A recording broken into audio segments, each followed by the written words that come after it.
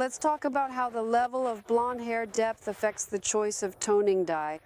Let me remind you, the Super Blonde Lightening dye can lighten up to level 12, which is the lightest shade in the palette.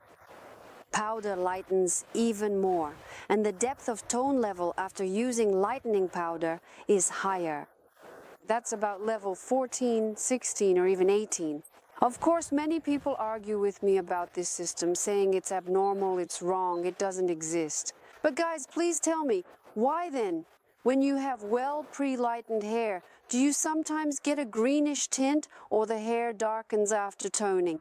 Or you tone hair that hasn't been lightened very well and choose a lightening dye for this procedure, for toning. And with this toning, you try to both lighten and tone the hair at the same time.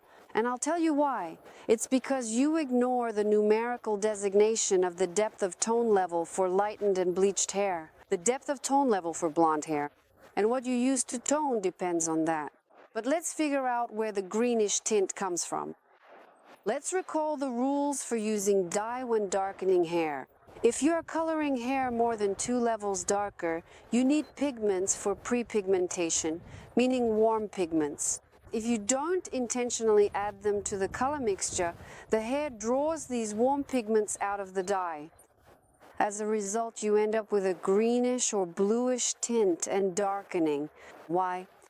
After all, you lightened the hair well up to level 15, but you used a level 9 dye. And because of the difference in these levels of depth, the hair took the warm pigments, and you ended up with green tones and darkening. So, let's look at the second example. You didn't lighten the hair enough. For example, after lightening or bleaching, you ended up with a level 10 to 12. But both you and the client want it lighter, meaning a higher level. For example, you need a level 15.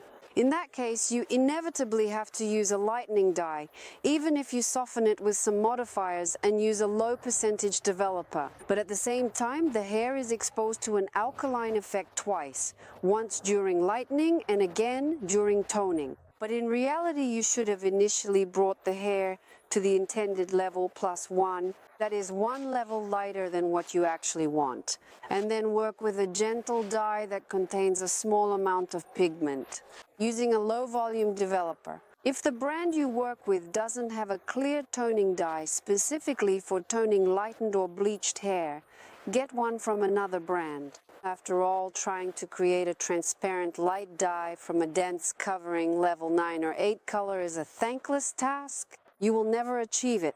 A high-quality, luxurious blonde while preserving the hair structure,